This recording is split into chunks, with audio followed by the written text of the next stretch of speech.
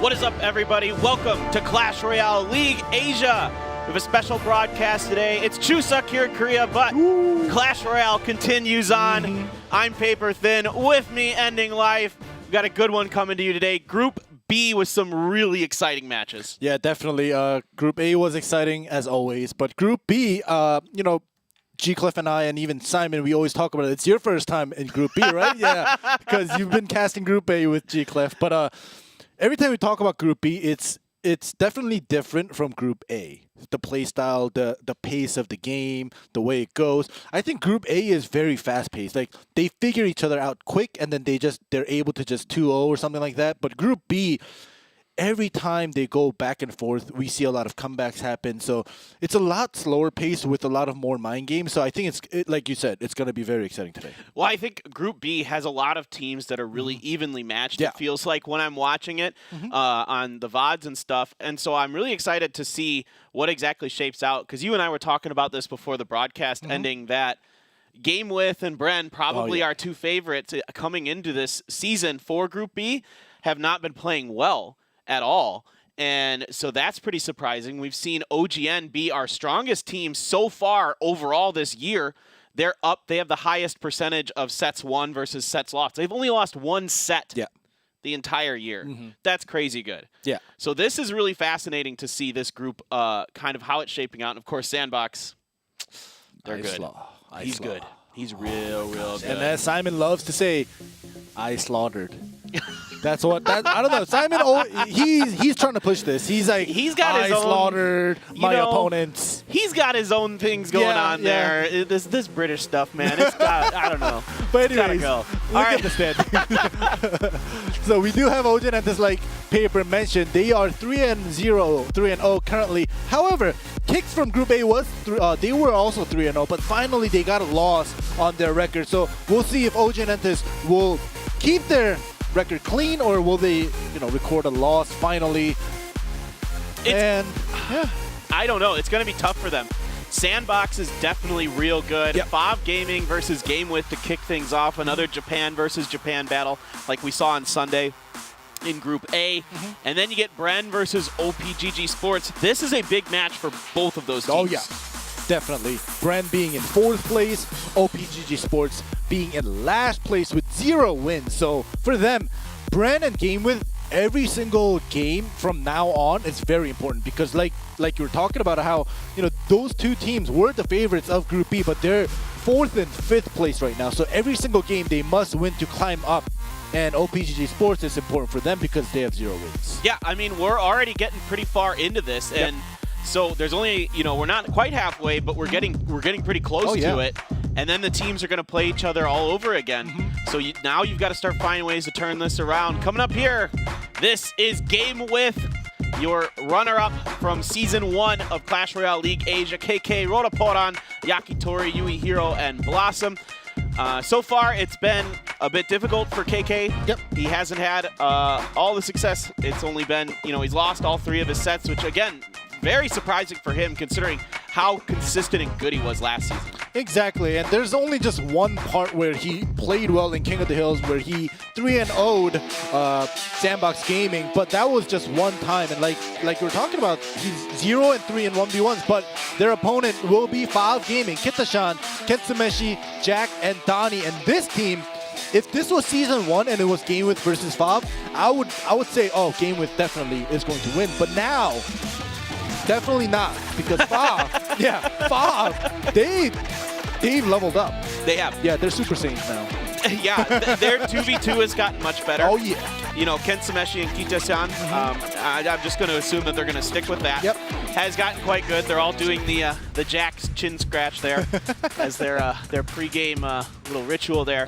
And even Kentsumeshi came through and swept Bren Esports in a King of the Hill, which, whoa, that's amazing. So if you have that kind of potential, that Jack's been very good in 1v1. This is a dangerous Fav team. I feel like these Japanese teams are really good at 2v2s. So we're going to start off with that, and it's Graveyard and Freeze being banned here. This is like the anti-Japan bans, man. They love Graveyard Freeze. Yeah, and even last week's Group B, we saw the Graveyard Freeze actually turn things around. I don't remember exactly which matchup it was, but it was one of the Japanese teams, and they were graveyarding, baiting for that freeze, and then that one freeze came through. They were behind, and then that one freeze graveyard turned it around, and now this is the outcome. Yeah, and now nobody wants to see it. It's so good. Freeze is so powerful in 2v2. It's so difficult to deal with, and you can even use it defensively quite effectively. We've seen that plenty. A lot of times, we like to say you don't want to be using it defensively, but if you have to, especially in a late game situation when the clock is running down and you're ahead, you know, maybe just barely, you can freeze the other team's units that are trying to cross the bridge and that kind of thing. So we're going to get this one kicked off. So Tornado's available. We used to say that when Tornado is available, a lot of teams are going to shy away from things like Lava Hound. That hasn't been the case. Lava Hound still gets played. So there's all kinds of different things available here. Yeah, exactly. Like when there's Tornado, right? Like Lava Hound, we used to say, like you were saying, no Lava Hound, but they play it. Miner placement is probably gonna be just stationary at that corner because of that Tornado being available. And I don't know, we'll see, because I don't know, like the Japanese team, as we were talking about, I don't think Tornado is too much of a big deal for them because they go to a different style. They either go, even 2v2s, they go Cycle, or they sometimes just use P.E.K.K.A. Ram Rider. So we'll see what they bring out. I mean, my gut feels like with these bans that we could see a lot of Royal Giant, Giant Skeleton, or P.E.K.K.A. Mega Knight. We've seen some of that kind of thing. So will that be the case? Will that continue? You know, we've seen a lot of that. We've seen teams starting to really mix up their decks in their 2v2s. We're going to get it kicked off here. First game of the day, Game With versus Bob Gaming. All right, let's do it. All right, it's in sync there. Good. Nice. Jinx. There's that mine you were talking about right in that corner. It's exactly where you got to place it. Great job there by Bob. Maybe a little overcommitted, but that's okay. Ooh, nice. 2, 3, 4. Oh, no, 3. Just all right, 3. So that I think that's still worth it. They just bridged it right away, and he was able to get 3 magic arrows straight away. And now the miner on the side of Game With, they weren't able to, you know, take the attention away from it like Valve Gaming did. So a little bit of a chip damage. Yeah, that was a really nice Magic Archer placement there by Game With. Great job to capitalize on that situation there. Getting that little bit extra damage here. Now we've got a mini P.E.K.K.A. coming on over the bridge, but that shield was still up for the Dark Prince there, so he is going to be able to withstand that onslaught from that very powerful unit. Rocket here for taking care of this Ice Wizard. Wow, and a counter rocket. Oh, yes. All right, so this is what we're going to get. But, you know, like you predicted, we do see both sides having giant skeletons. So maybe we will later see a Royal Giant come out or something like that to, you know, when the time is right, because you don't want to use it right away. But yeah, for now, the Magic Archer placements are amazing. Once again, they're going to match it with the miners as well. Yeah, but this time Bob Gaming gets just the Valkyrie down, eliminates that miner there, doesn't take any damage to their tower from that miner. So the real difference right now, very slight, and it's only because of those Magic Archer placements that Game With is putting out here. Exactly, because Game Width's miner is always getting predicted, whereas Valve Gaming's miner, they're not getting, well, they are getting predicted, but they're not taking the attention away. They're not taking the aggro away from the tower. They just put down the Mega Minion just to kill it fast. So this is really fascinating, though. I mean, Game With is getting a lot more value out of these rockets, so that kind of makes me start to lean towards this is looking decent here for Game With. Here comes the log. The miner in the back this time, but it's going to get pulled by that fisherman. Now, you got to be careful with this fisherman, because if he pulls that giant skeleton in, that's going to be a big problem, and it's pulling in. Oh, it pulled it in. I don't think it's close enough. I think the death bomb is just far enough away that it does not hit the tower. So, whew, that's close. Yeah, that was close, and I'm pretty sure Valve Gaming, they were like, oh, please, be 1 square away, and it actually was, and there we go, tower down. Yep, and now we can just get the counter spell here from Fob as we are going to take this one into overtime here, and just slightly ahead right now is Game With in terms of tempo and what they've got going on here, and I think a big part of that is that their rockets are hitting, you know, another unit, and Fob is just throwing the rocket out as soon as they see Game With throw theirs. Yeah, so yeah, Valve is just trying their best to match it up.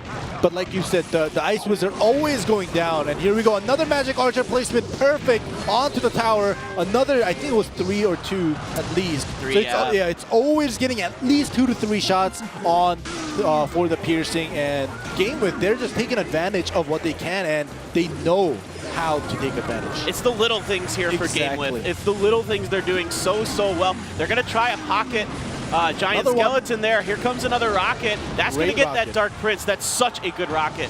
Game With really making those rockets effective here. And see, look at this. Yeah. There's nothing there. It's an Ice Spirit that already jumped on the miner. I mean, even though it's quite close still, you know, I feel like if Game With continues to play this well, they have a really good shot here. Exactly, and the thing is, not only is Game With taking another unit away with the rocket, but they're making the initiative. They're taking the initiative, and they're still able to come out on top regarding Elixir and even that small damage, doing a little bit more to the opponents or Valve Gaming's Princess Tower is just going to allow them to get the Princess Tower down first. All right, that rocket not as good there for Game With, trying to predict potentially the Valkyrie or something else getting put down on top of that miner, but no, it was just an Ice Spirit, and the Dark Prince was far enough away that it doesn't get rocketed. Will this catch that mini P.E.K.K.A? Yes, indeed it does. So that's a much better rocket there for Valve Gaming. All right, there we go. Another miner chip coming through, and the fireball. All right, well, I think that miner chip, if it got a little bit more, Game With could have ended it with 1 more cycle, but there we go, another miner. It's just 1 more spell here. This is going to be really close. It's going to come down to the wire. Poison! Wow. Wow. That was really close at the end. It looked oh my goodness. like Game With was going to do that, but Fob was able to very quickly cycle into a couple spells there. The poison, the fireballs, and the logs, and the what have you, and then they end up taking a game that Game With played so well. They were so clever, but just at the end there, Fob was able to find ways to get in. Those baby dragons started to be kind of difficult for them to deal with. They didn't have something like a musketeer available to deal with those baby dragons.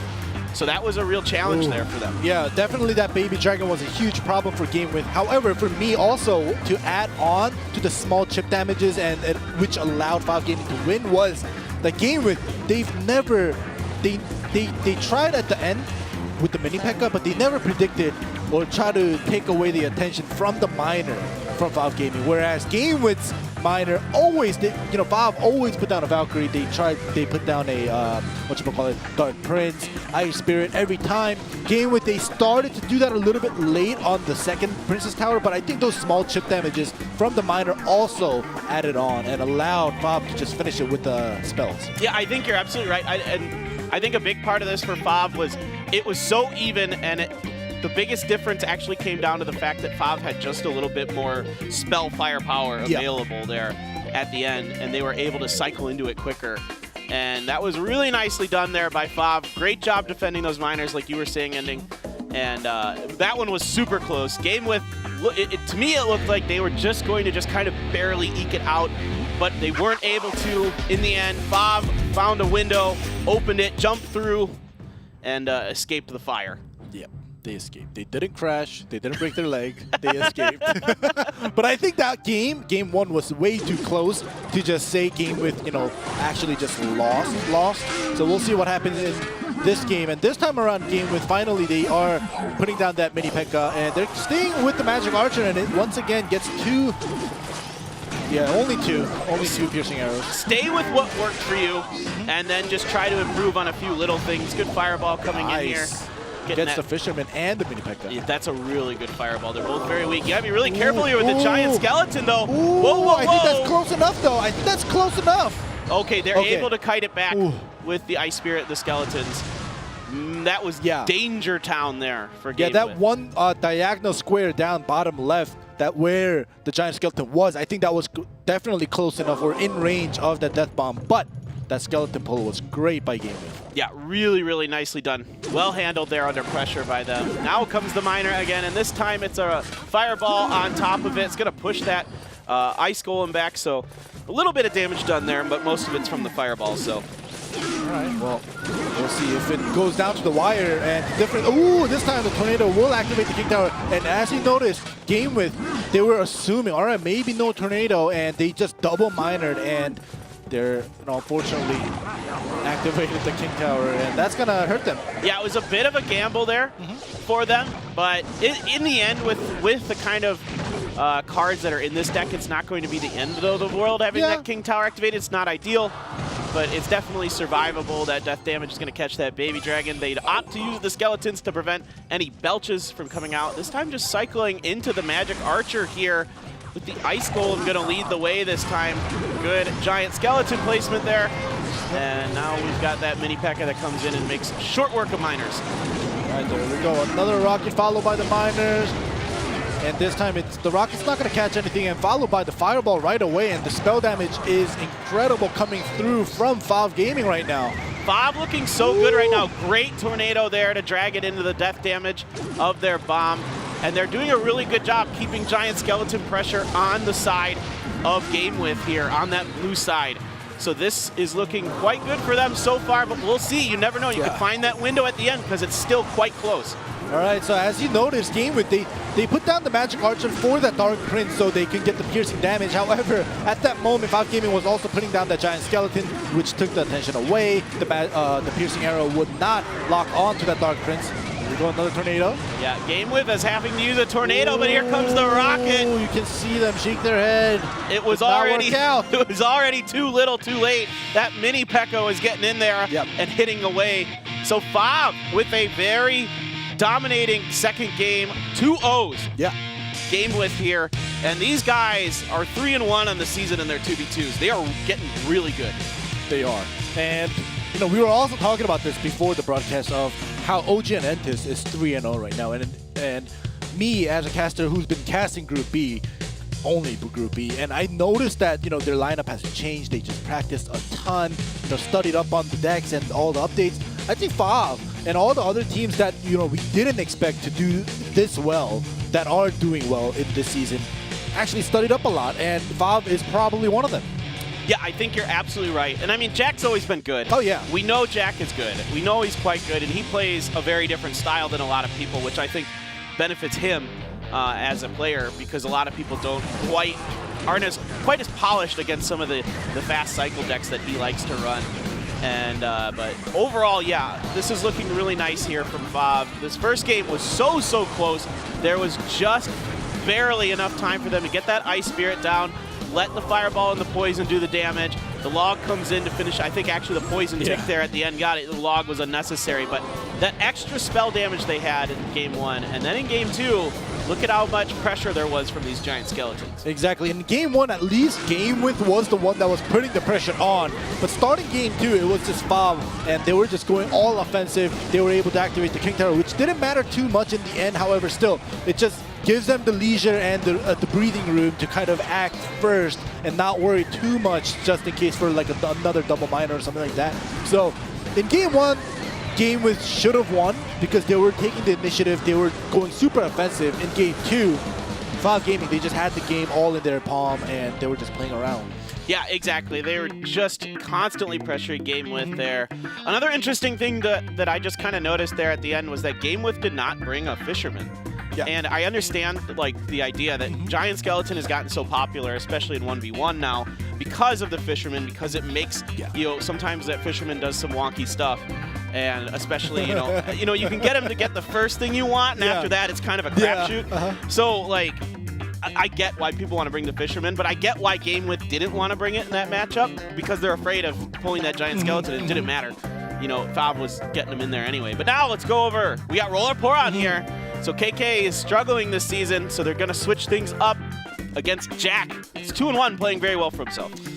Yeah, Jack is doing very well, and on the side, as you talked about, KK, unfortunately, even though he did 3-0 Sandbox in King of the Hill, his 1v1 is 0-3. So Rollaparan coming up, and if you remember last season, Rollaparan against Jack, he is undefeated. So Rollaparan is 100% win rate, as you saw in the caption, against Jack.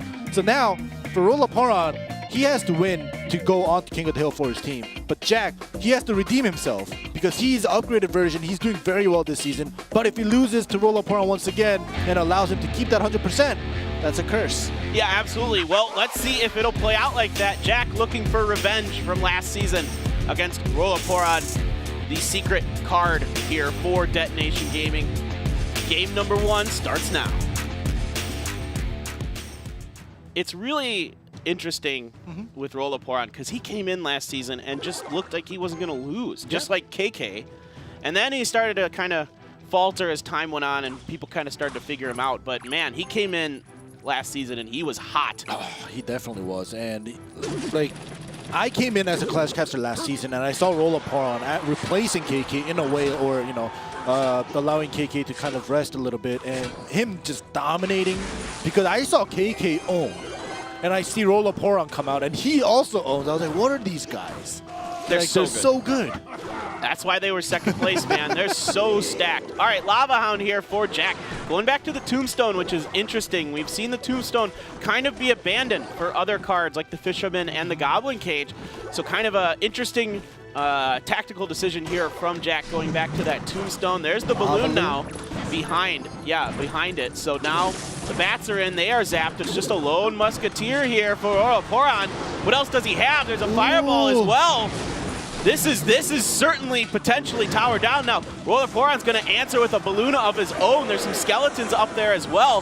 His Princess Tower goes down. Does Rolaporan's, but yeah. Minions locked on to Rolaporan's balloon, unfortunately, so it's not going to go down, but pretty close. It's not a trade that you want to do with your King Tower taking that much damage as well, but while Jack going back to the classic Lava Loon is just, wow, dominating. Yeah, this is looking pretty nice here for Jack. He did substantial damage to the King Tower as well. And with a Lava Hound deck, there's a lot more options which way you could go, because you could start it, on the backside of the King Tower in certain spots and force it onto the King Tower or the Princess Tower, and in kind of you get to pick your own poison there. So a lot of options available for Jack. Rolaporan, quite confident that he's going to be able to spell down that left-hand Princess Tower, so now he's focusing his efforts onto the right side. All right, so Jack, as you said, he's going to put that Lava Hound behind that King Tower, let it go down, straight down the middle. Rolaporan, on the other hand, focusing for that Princess Tower. It's working. He's going to get the death damage from the balloon there, and the miner gets some damage in as well. And now we've got a big push coming in here for Jack. What does Rolaporan have? Because this is scary. Yeah, that one Musketeer is not going to be good enough, and putting down the bats, it's going to get zapped. There we go. So nothing to defend against the Lava Loon. This looks pretty good here for Jack. I don't know what Rolaporan has left in the tank here. He might even get 3 crowned here. I think so. So close. It's just not quite Fireball. enough. Yeah, he could Fireball here if he felt like it, but I think he's just going to cycle through some other things there. Really nicely done here by Jack. Well set up with the timings. Just straight away, Lava Hound, get the balloon behind it, throw a Fireball in there to take out that Musketeer, and there just wasn't much defense available for Rolaporan. Yeah, exactly. The only air attacking units he had were bats and Musketeers, and I don't know, just because the game has ended now, Rolaporan, the moment he saw the Lava Hound being placed behind, he plays down the Musketeer, and he tried to defend it with the bats and the Musketeer, but he should have just counter-attacked fast before Jack was able to fully attack with the lava and the balloon by the bridge.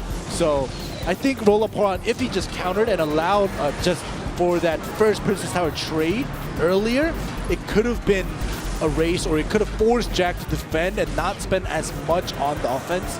So it could have been a little bit different, but either way, Rolaporan just way too little air defense. Yeah, there just wasn't much. You're exactly right. There wasn't much air defense there. And also on the side of Jack, he has plenty of air available. He's got minions and other things there because of the nature of the Lava Loon deck. You're just trying to keep it as air heavy as possible. And I guess I understand the Tombstone in this situation because you also have the Barbarians in there. Yep. So it's an expensive deck. So you want that slightly less elixir for the Tombstone versus potentially a Goblin Cage or something like that.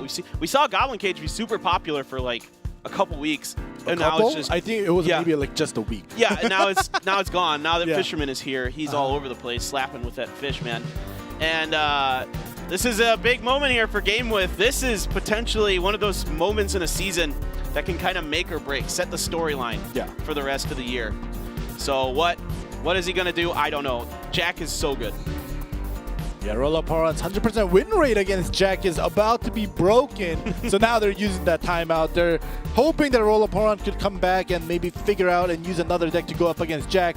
Rollaporon usually is used to Jack, is used to it when Jack plays that quick cycle deck, right? And now Jack is just bringing out the, like, he's been playing the P.E.K.K.A. Ram Rider as well, so Jack is bringing out the heavy decks as well. He's mixing things up, confusing his opponents, and he's been winning, and it's actually been working out very, very well for Jack, kind of going back and forth.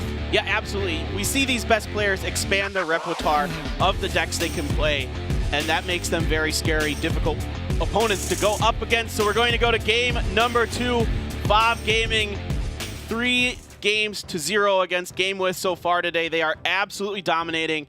Can Jack just run the table here and send GameWith home? We will see. All right, there we go. We see an Ice Golem. And some skeletons. It used to be that you could just be like, right now, you'd be like, all right, this is Expo, but there's other stuff these days. Is Jack playing Rollaporon's deck? Is he gonna play the Ice Golem balloon deck? I don't know. I don't know for sure. Jack brings the log and a snowball here as well, so it's a little bit different for sure. Because the only spell available before was the snowball for Rollaporon. Yeah, just seeing the Ice Golem and the Musketeer just reminded me of Rollaporon just not having air defense, and just, you know, that one Musketeer, like, just alone hitting that Lava Hound just made me feel sad. Okay, so it is the pump bow here. As I was just kind of starting to think, and I think Rollaporon might be potentially, he's definitely got something big here. Probably either a Giant or a Golem. The Lightning makes me lean towards Golem. But we do get a connection there with the Expo, so a little bit of damage done. But the Baby Dragon and the Prince and the Lightning, like you said, probably leans a little bit more towards Golem. There we go. Yeah. It is indeed the Golem here. This has been something that this season GameWith has been toying with a lot, is the Golem decks. And you haven't seen too many other teams really be willing to go into that territory. And I think part of that is the popularity of P.E.K.K.A. Especially right now. And P.E.K.K.A.'s all over the place, man. He's in China. They're playing the crap out of him. Oh, he's in China now? Oh, he's all in China now? He's there too. He's all over the world. Yeah, P.E.K.K.A.'s been in Korea for a while. I guess he moved on to China now. But,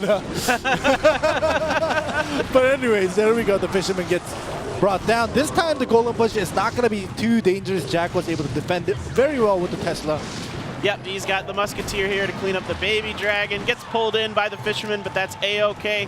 That'll clean that up too. Really well defended there by Jack. That was a pretty scary Golem push, and he's able to just completely deny any kind of damage there with these great Tesla placements that force that Golem to walk the maximum distance. Definitely, and this time, with the pump being put down, Rollaporon already had put down the Golem, so now there's no Lightning to get rid of that pump. So as long as Jack is able to defend this somehow, I think Jack might be able to come back, but if it does go down like you are seeing right now, a ton of damage being done to that Princess Tower, not looking great. Yeah, this was really smart here by Rollaporon to save that Lightning to wipe out the defense that Jack set up. He doesn't need the extra elixir that bad, does Jack, in double elixir time. So this was so well done here by Rollaporon. I love the patience. No need to blow that elixir pump up. Now he's getting very close into the range of that Lightning once he's able to cycle into it. There it is. There we go. Wow. All right. So, well, at least Rollaporon found the answer to come back. It's just one game. But now we have game 3 to go, and will Rollaporon be able to take their team to King of the Hills? Yeah, I think so. Yeah. He's good. Jack is really good too, and it's just a bit of a mismatch there for sure, that deck that Jack brought, because you want to get that pump going early on before double elixir time, but because Rollaporon has the Lightning, which just wipes it out, that's a really favorable elixir trade for Rollaporon there. And then he's able to save that Lightning later on for a lot of those small single-cost units like the Musketeer. Yeah, it's definitely a feels-good moment when you have the Lightning and, you know, your opponent has a pump, right? Yeah. And especially when it's a pump up. That is the best feeling. And I think The Fisherman also did a pretty good job. It wasn't like a huge, it didn't make a huge difference, but it was able to kind of stick to the Expo, pull out the Musketeer that was attacking the Golemites, which allowed the Golemites to do a little bit more damage, bring down the Princess Tower HP down a little bit more to make sure it's within the range for the Lightning. And the small differences, I think, allowed Rollaporan to be able to kind of defeat Jack in Game 2. Yeah, it was really patient, really nicely done by him. He started out a little bit behind, but eventually he was able to make one of those big Golem pushes work, and that's basically how a Golem deck is going to go. You're either going to get that one big push to happen, or you're just going to play defense and never be able to get a Golem out. Yeah. So really nicely done here. Now it's FAV going to take their time out.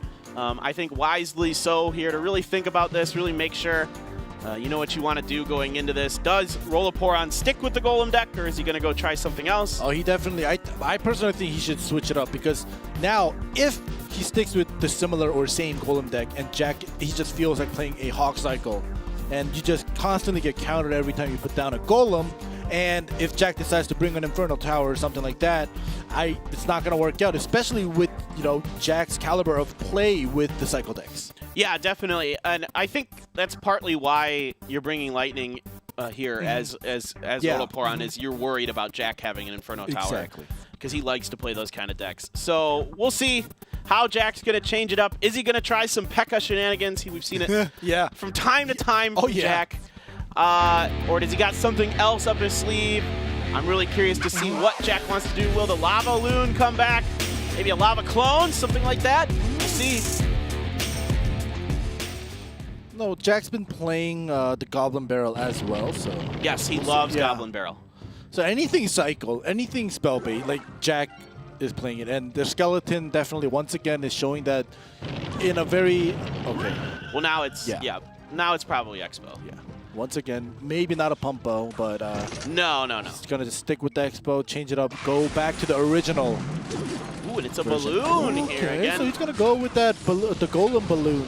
Yep. Oh, Dice good. Golem Balloon. Good fireball there. Really good fireball to buy his Expo a little extra time. Even keeps the death damage away from his Princess Tower.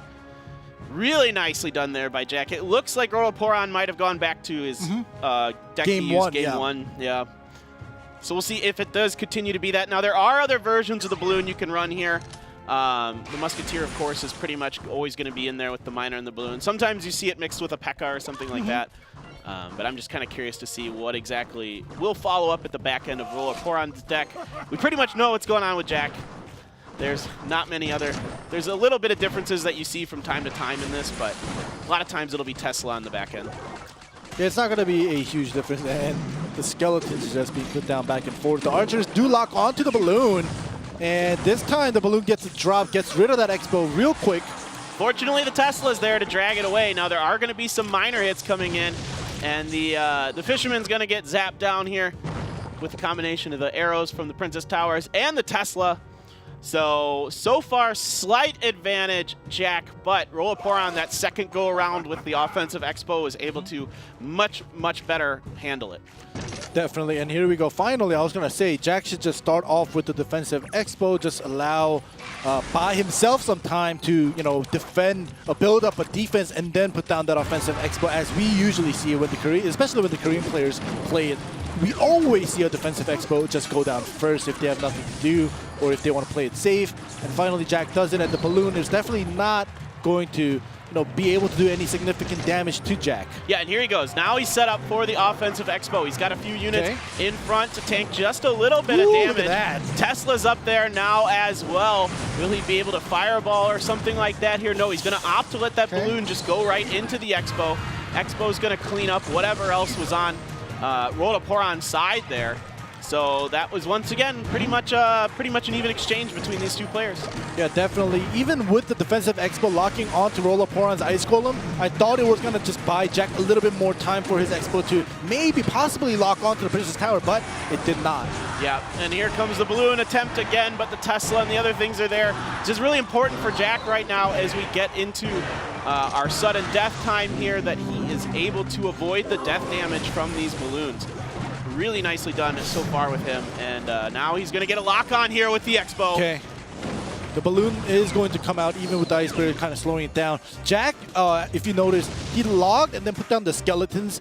So he wanted the Musketeer to get off of the Expo, but unfortunately it was a little bit slow. So it did a couple more cannon shots onto the Expo, which unfortunately, even though the Expo for Jack locked onto the Princess Tower, it didn't do as much as he wanted.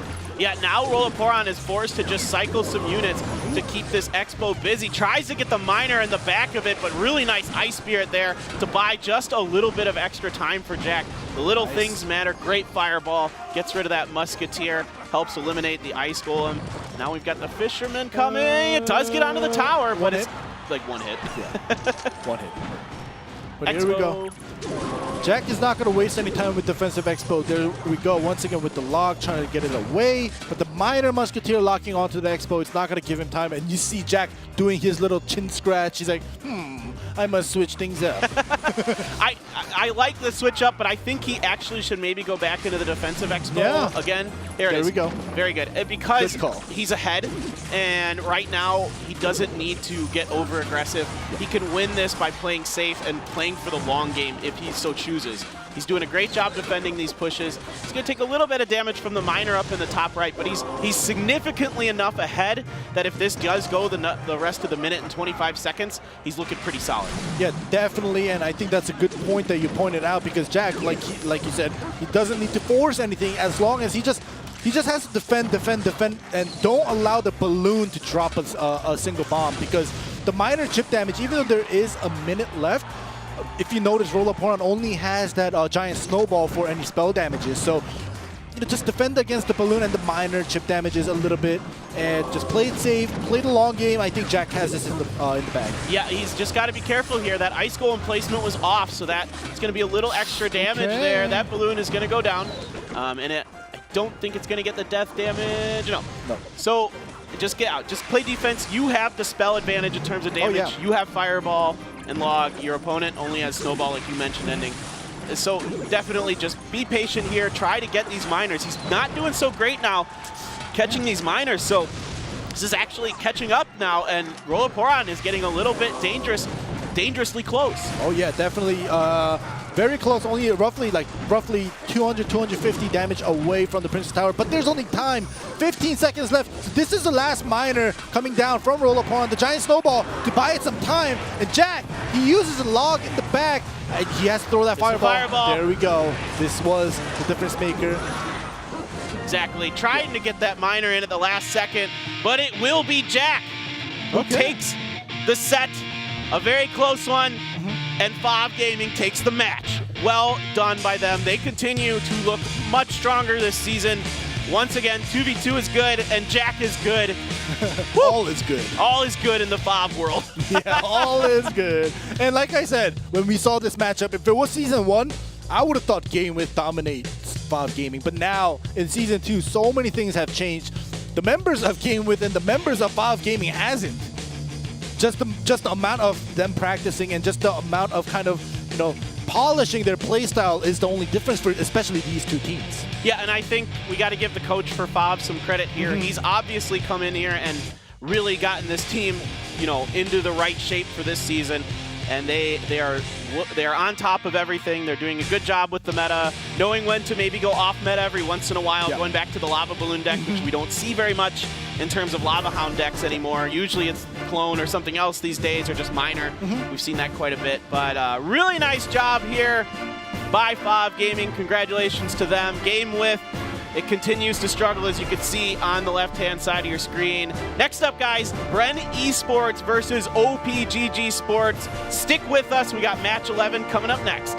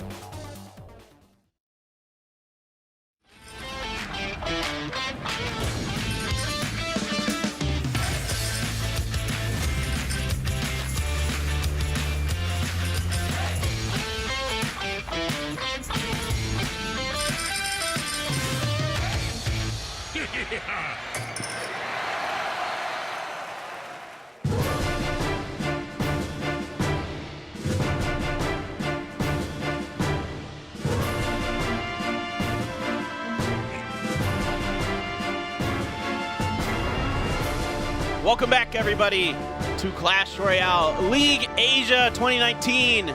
We're in Season 2. We just saw Game With fall to FOV Gaming. FOV looking so strong this season. Yep. Game With, it's been a very, very difficult situation for them. Now we move over to Bren Esports versus OPGG Sports. And for Bren, it's been a struggle for them too. 1 and 2 coming into this. They're in kind of a similar situation that Game With was in. They got to look to turn it around because this is another team that, you know, when you look at them coming out of last season, you know, they got 3rd place. They looked really good, but we'll see. All right, well, we do see the players on stand, and it seems like they're not worried too much. However, I think depending on how this game goes today, especially with the last place team OPGG Sports, I think they might need to start worrying a little bit. This is your team Expo Master, Asher, Huni, and Tabong. Not TV anymore, just Tabong. But just Tabong. Yeah, just Tabong. But and whenever this team comes up, I always have to say, because every time in Group B, Expo Master comes out, you know, we've been hyping him up a little bit. Now the hype is, I think it's died already.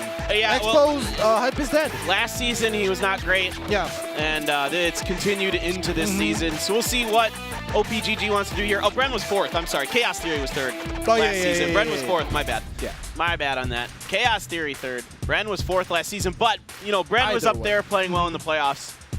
So this is a big moment for both of these teams, especially OPGG Sports, man. They are... It's been a struggle. Yeah, definitely. You guys see the entry here. We have trainer Ken Marong JP on the 2v2 for Bren, the usual. However, OPGG Sports, Tabong and Expo Master. Now, Expo Master moving away from 1v1 because he's 0-3. OPGG, well, you know, they have 0 wins, so everybody probably has a loss in the 2v2 as well as 1v1s. So now, they're switching things up. Huni is moving out of the bench or King of the Hill, and Tabong is also moving out of King of the Hill bench as well. So Asher is going to be there all the way as the 4th player, Huni for that 1v1, and Expo going with Tabong TV for that 2v2. Yeah, so big changes here, a big shakeup on the OPGG Sports roster. So far this season, it had been nothing but Asher and Huni playing 2v2, and Expo Master playing 1v1. They haven't won a single set. Nope. They haven't won a single That's so sad. set. Stop. Ouch. Ow. That is not good. That's really surprising for this team that has been around. A lot of these players are veterans of Clash Royale League Asia, so it's really surprising to see them in that position. And they got to go up against Bren, and man, Bren's, they're pretty good. They're no slouches themselves. I mean, Manong GP, Trainer Ken, Jai, and Pupu, man, they're all pretty good players. They definitely are. However, like just like Game, Bren Esports, they haven't been showing up. Well, they've been showing up. I don't know where their minds were at, but their bodies here, but their playstyle, you know, their calculations, their brain, it feels like they're not here. Same with OPGG Sports. So we have 2 teams that are 4th and 6th place right now going up against each other. They both need a win really, really bad, especially with Game With losing today. I think Bren especially, they want to take a win to kind of step away from Game With. Yeah, I'm totally with you on that. They need to distance themselves even further because it is really close. You're absolutely right, right? They're only one match apart from each other. So, right on. Bren looking to see if they can get a big win here and not kind of fall down to the same level as OPGG Sports is at. OPGG Sports trying to win a set. Yeah, but I don't know. For some reason, I have a good feeling about Tabong TV and Expo Master switching things up. We haven't seen this pair in 2v2 this season yet because Expo's been 1v1ing. But now, with this setup, I think OPGG Sports, they're still looking for the right pair and the right 1v1 player right now because Expo hasn't been doing well. And this 2v2 pair right now for OPGG might work out. I think there we go with the Graveyard. Yep, this feels like Graveyard Freeze type things because it both are available this time. Just the Tornado and the Giant Skeleton being banned, so we should briefly talk about that. Yeah. This opens the door. This is pretty much the most common, I feel like, set of 2 bans that we get in Clash Royale League Asia. So, you know, anything goes pretty much. Lava Hound, the Graveyard's quite popular, of course. So. And Tornado being banned allows the Miner to freely roam around. You don't have to place him at a certain place at the corner. So that also opens up the Miner, and that Graveyard, If the skeleton RNG procs weird, it might activate the King Tower, but it's not going to do that. And the freeze is used pretty early. And that Dark Prince is on there. Okay. He's wailing away. Great freeze there. All they missed was the baby dragon. Turns out that wasn't the real scary part. The skeletons weren't the real scary part of that push. All right, it is going to be Graveyard here for Trainer Ken and Monong GP, but there is immediately the defensive. The defensive poison exactly being used there to prevent like any kind of serious damage being done. All right, nice. EU is the fisherman was about to hook on, and the EU is canceled that. There you go. They've been trading, but like we see, OPG Sports getting a lot of value out of that freeze. So now, with that Dark Prince locking on, OPGG has the breathing room to kind of, gather their thoughts and wait for the timing. Once again, here we go. Yeah, smart by Bren Esports here to put that P.E.K.K.A out front. That can tank a lot of the damage from the Dark Prince this time. In fact, OPGG Sports isn't even willing to use a freeze there because they know that maybe they can't really get enough damage to justify it. Better to save the elixir for the poison on defense once again here. There is an offensive freeze here from Bren Esports, but that Inferno Tower is doing some work. That freeze, I don't know, it's questionable because there was that defensive freeze from OPGG. So the skeleton, ooh! Whoa, that Dark Prince connects and here the for baby Bren. dragon. Wow.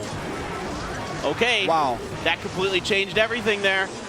I'm speechless. I was like, was that freeze worth it with the defensive freeze being put down by OPGG? But I guess that just made a difference and kind of forced OPGG to kind of stagger their units, and it kind of put them off guard. P.E.K.K.A's the real hero here. Yeah. P.E.K.K.A absorbing so much damage for them defensively first, taking the damage from that Dark Prince. Yep. That turned out to be the big deal, was the Dark Prince damage from OPGG Sports.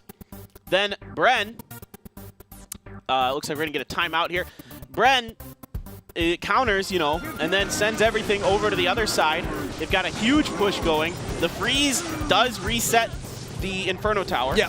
And then you have a very healthy P.E.K.K.A still that's just able to tank a ton of damage, and then you got a Dark Prince that comes in and starts wailing away. Yeah, this is the moment where, you do see the freeze, and there's already a defensive poison coming down from OPGG. So at this moment, I was like, all right, so that Graveyard is useless, but they still use the freeze for the EUs and the Inferno Tower, and I think that was, I guess, the difference maker that we saw Bren go for. They weren't going for that freeze for that Graveyard, but for the other units that crossed the bridge. Exactly. It was really smart by them. They saw what OPGG did. They had the same thing, right? Where the freeze wasn't really... It was to allow the other units, not the actual skeletons from the graveyard, and they were able to turn it around and make it work even better. Yeah. So really nicely done there by Trainer Ken and Monong GP on the fly there, able to turn this around and get themselves game number 1 victory. So now time out here for Expo Master and an OPGG fan there. All right. Well, we do see a OPGG fan saying, "Let's 2-0," but it's not going their way. There's still potential. It's just one game loss, so 2-0 is still possible.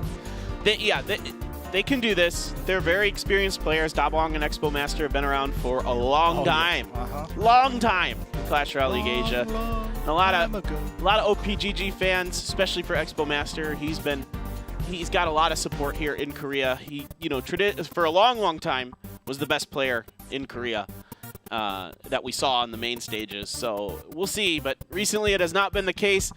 Game number 1 does go to Bren Esports. What's going to be the change here? I felt like it was really nicely handled here by Bren, really outthinking OPGG at the end. Yeah, it definitely was, and I think OPGG also had the right idea with, having that Inferno Tower just in case, going with the Graveyard Freeze as well. So, I don't know, it wasn't like a huge difference. So maybe one or the other team might stick with the same deck. We'll see. A big problem in that fight was that the P.E.K.K.A of Bren Esports locked onto the P.E.K.K.A of OPGG while it was frozen and just melted it. That's a problem. You can't have that. Exactly. That was a huge problem. Basically, just a very well-used freeze right there is basically what you're trying to say. And we'll see if Bren will switch things up as well as OPGG, because Tornado and Giant Skeleton being banned, like we were talking about in the beginning while we were talking about the bans, it just opens up so many different possibilities and utility units that's allowed to move around freely because of Tornado being banned. So Yep, We'll just see. a snowball there. Just going to cycle it, doing a little extra damage. OPGG is winning right now. Yeah, OPGG is Yeah. now ahead Yeah, they are ahead. in a lot of different categories. They haven't leaked as much elixir. Yep. They did a little more damage. Yep. They don't reveal much. Mhm. Snowball isn't that important, but they're both. Okay, Fisherman. Oh. Now Bren Esports wants to go with it, and OPGG is just going to counter with a Fisherman of their own.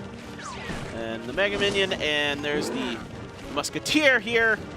So trying to set up some kind of push, but neither team really giving way. Okay, now we got it. Here's the Graveyard and the Poison this time from Bren Esports. Yeah, so this is an offensive Poison, just playing it super aggressive right now. So Bren Esports, we'll see what happens. Here we go. All right, there we go. They were able to clean it up relatively Double well, buffers. but a little bit of damage done, yep. Now we got the Baby Dragon coming in the back here. A Musketeer pretty far away, spreading the units out is Bren Esports to prevent any freeze shenanigans. Yeah. And you know, we've seen both teams do a pretty good freeze. Bren Esports just doing it a slightly better, but still they now know to spread out their units. And there we go, the Fisherman, and now the counter push is coming through from OPGG. Yep, okay, Oh, they're and a gonna split push. Yeah, they're gonna try a Grave onto the left side here. Inferno Tower this time from Bren Esports. That's a bit of a change Okay, here. look at the skeletons locking on. So much damage. Defensive freeze happened for the skeletons. Wow. Just to clean up some Oh skeletons. my goodness. They had to do something there because that was a really nice split push there by OP. Now they're going to go right back to that left side. Immediately this time, defensive poison used on top of that Graveyard. They don't want any more shenanigans to happen there. Oh. No, they don't want to use their freeze for defensive purposes against a Graveyard skeleton. So they're going to use that defensive poison. So far, OP, they haven't used their poison for offensive or defensive purposes right now. Yeah, assuming they have one, which you would Yeah. think would be pretty likely. Maybe not, who They knows? still haven't used freeze as well, so... Yeah, they've got to have some kind of spell here, but they haven't needed to use it. That's the impressive part. Normally to get these graves, there it There we is. go. There's the freeze. Normally to get these Graveyard pushes to work, that's going to be tower down on the left, and yes, that is going to be OPGG taking game number 2. This is what I was talking about. We were talking about how Group B is going to be a lot more closer, and I was surprised to see a 2-0 in match 1 with Game With Without Gaming, but this is usually what happens. Like, one team wins a game, the other team adapts and they counter, and that would always happen, even 1v1, so we will always go to King of the Hills, and we see some great, exciting games going back and forth, kind of not knowing who's going to win. Right. And this game just proved that. Right, I mean, it's a real slugfest in Group B. These teams are all just really good, Yeah. really well compared to each other. And I really like what I'm seeing from OPGG here. Really nice change. Great job with those Graveyards. I mean, what's impressive about that is like you were mentioning, we didn't even see which spell, like Yeah. freeze or poison, Yeah. until the very, very end. And they had already done a significant amount of damage. Exactly, and it was just funny for me to see Bren Esports kind of not have anything else but a freeze for that defensive moment where the Graveyard skeletons, I think at least 8 to 10 skeletons were on that Princess Tower, and they had to use that defensive freeze. And just the fact that OPGG was able to create situations like that without using any spells or any other supporting units coming from the bridge, just amazing, and great changes made from OPGG with the split pushes especially. Yeah, they were doing a really nice job with that. It made it really difficult for Bren to find defense here. So nice adjustment for OPGG in game number 2. But now we're on to game number 3. Can Bren find a way to take this and to take down OPGG Sports? Or is it going to be OPGG Sports' first set win of the season? Jeez, I think it's about time they at least get a set win. They don't need to get a day win. Just a set. Well, both would be nice for them, but yeah, yes. of course, of course. All right, we're just going to try a P.E.K.K.A push here from Bren Esports. So this is a very different strategy already from them. We hadn't really seen them try to use the P.E.K.K.A in a build-up sense here. Usually it was defense, and then it came out. And there's that Goblin Cage, and there's the Graveyard once again. right. Defensive poison from OPGG. All right, well, Bren Esports, it seems like even though they did do that build-up strategy with the Dark Prince and the P.E.K.K.A in the back, the deck seems like they're going to stick with a very similar deck, if not the same deck that they've been using in Game 1 and 2. But OPGG, for sure, they switched things up with the Miner being there, with the Goblin Cage as well. Yeah, so this is a nice little change here from OPGG. Let's see if it pays off for them. The baby dragons are just belching at each other in the river. Log to cycle here as Bren looks to set up another potential graveyard push here. There's a miner on defense here, which means they didn't have the right cards in cycle, so this could get dangerous here for OPGG. They have to use 2 spells to clean up those skeletons, but that is nice damage. And getting those, and even more, and getting those 2 spells out is really nice for Bren. Yeah, now Bren knows that, both of the spells were used just right away just for that defense, and that just shows how desperate OPGG was with that graveyard. So now, Bren Esports, they have a lot more elixirs to work with. They know what spells that they don't have right now because they haven't cycled through. And there we go, another Lava Hound Inferno Dragon. They're just going to give it up on the left side, and the graveyard skeletons are still a long way to go. Yeah, we get, an E-Wiz, I was going to say a snowball or something like that. The E-Wiz is just as good. Comes through, but now you don't have that E-Wiz available to help with that Inferno Tar, but you do have a Lightning, so okie dokie. Not the end of the world here. Now can you defend once this gets split up into the pups? That's the real question. The Miner is there to tank the Princess Tower, but there is a Dark Prince there for a little while who was able to soak up a lot of the damage. All right, and great defensive poison from Bren Esports, getting maximum value. And while that was happening, OPGG's Baby Dragon that defended against the graveyard actually landed a couple shots on the bottom left Princess Tower. So I think OPGG, as long as they can kind of defend well for the time being and kind of spell damage the bottom left, they can tie things up. But there's only 20 seconds left, and Bren not giving them the time. Yeah, Bren is putting the pressure on here. There is a Miner on the bottom left, which Bren doesn't have the ability to deal with properly. They've got a Dark Prince coming in on the bottom right. He is doing some serious damage there as well. Looks like they are going to be able to finish off that bottom left-hand tower here just in time. Wow, that's the buzzer beater right there. Wow, you have got to be kidding. Incredible stuff here from OPGG, and now they are significantly ahead. Can we get something going here for Bren Esports? The freeze is down. It is good. The double Baby Dragon frozen up. That is a really nice defense in the end, though, by OPGG. That E-Wiz is coming down. Now you've got the E-Wiz behind this push in case of the Inferno Tower and the other things. So you got to get some other units in front.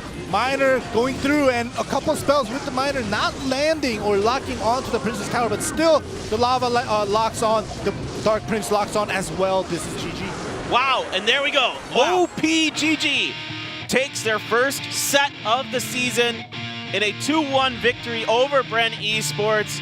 It looked like it was going to be really challenging for them. A little head scratch there from them. We did it. Oh, that's nice. And yeah, it's good. Good work here. Good adjustments by Expo Master and Dabong.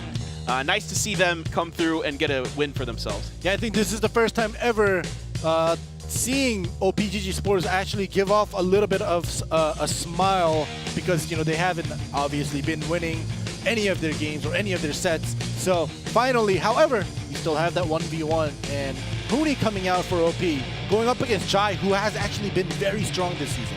Yeah, Jai is good at 1v1s, man. He's a very strong player. He beat TNT, and that's no easy task. TNT has been really good this season, as all of OGN has. He did lose to TNT then in the King of the Hill, but Jai is a strong 1v1 player, so it's going to be a lot of pressure on him to come through here for Bren and not, fall to 1-3 and then you're tied with OPGG. Not ideal. Yeah, that's definitely not ideal, because right now, if OPGG wins here today, that's going to tie things up. Bren Esports Game With and OPGG Sports, all three of them just having 1-3. 1 win and 3 losses, and that's going to be big. And this is the moment with the defensive freeze. Oh my goodness. That is super desperation. Actually, Manon kind of looked over at Trainer Ken like, I don't know, man, if we needed to do that. That was maybe a little excessive. That's a lot of elixir to burn. It definitely is. And when we call out, it's not weird to call out defensive freezes, but usually defensive freezes happen around the bridge area, right when they cross. But you don't see defensive freezes to get rid of graveyard skeletons. Right, exactly. It's not something you see every day. That's when you know things are real desperate. They gotten real bad here. And then just able to spell down here was OPGG Sports. Didn't even need that log. A little bit of wasted elixir. Didn't matter. Did not matter, because these pushes that they could put together with this Lava Hound were just so substantial. and there just isn't enough defense available. You can see Bren even just already was letting go of their devices long before this one was completely over, because they knew they had no shot.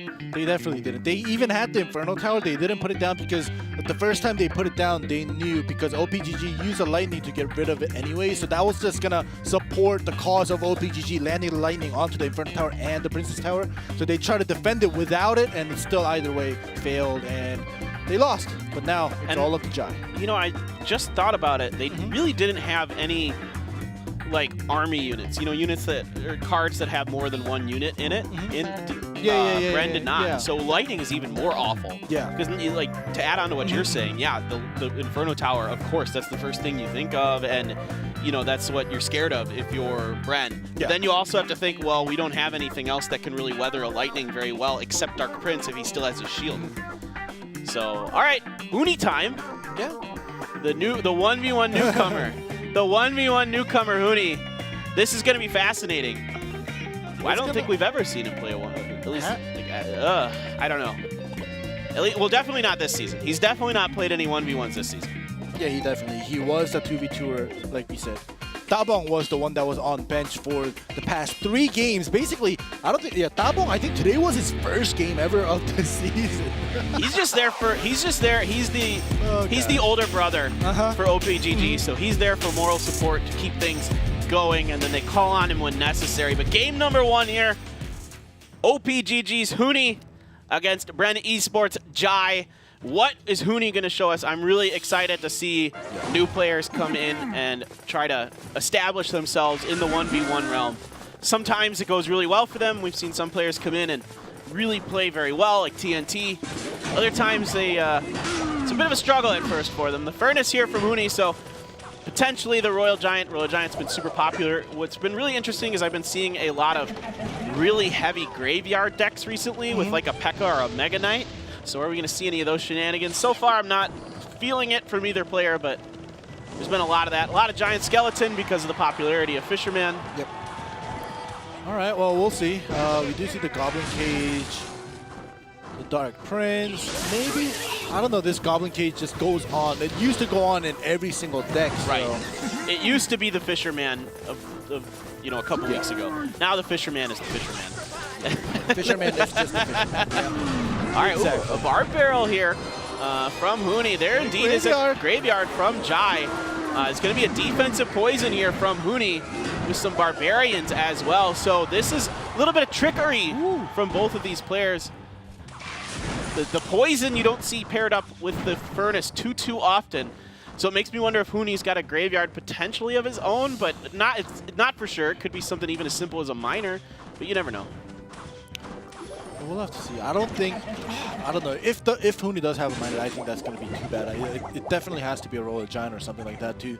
Something big to change things up when it becomes double elixir time.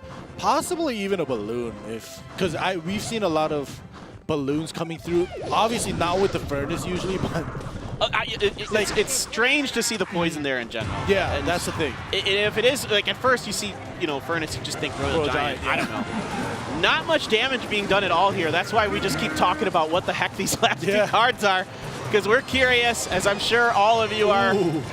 Good Barbarian timing here. There's the poison from Jai, is what you expect is his last card. That's going to get a lot of value here for Jai, cleaning up those Barbarians and also doing a lot of damage to that Ewiz as well. All right. Here we go. That little push that was happening does not work out, and both of them right now, other than Jai just going with the Graveyard and some offensive poison damage, nothing too much has been done from Huni. Huni is looking for something, but the opportunity is not there right now.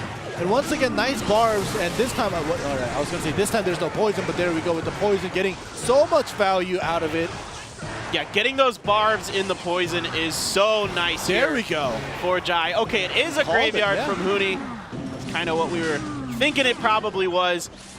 It's generally when you see poison a lot of the times these days, or it used to be Miner a lot, but now people have kind of gone away from that. You oftentimes see Fireball paired with Miner, but all right. So, but right now Jai is ever so slightly ahead on the right-hand side, but he has taken more damage overall, so can Huni find a way to take advantage of that? See, the thing is, Jai has been focusing on the right side so much that the furnace that was put down on the left side, the fire spirits have been doing a ton of damage, and even now, both of the fire spirits are landing in double furnace on the left once again. And this is just, Huni has just been chipping and chipping and chipping away, and that Goblin Cage is just going away and not being able to, you know, show its full value against any attacking units. Yeah, you're not getting anything out of that Goblin Cage, really, other than soaking up some fire spirits for you. He is, and now he's got his graveyard here. Both players using defensive poisons against the graveyards, but the Mega Minion comes in and gets a big hit for Huni.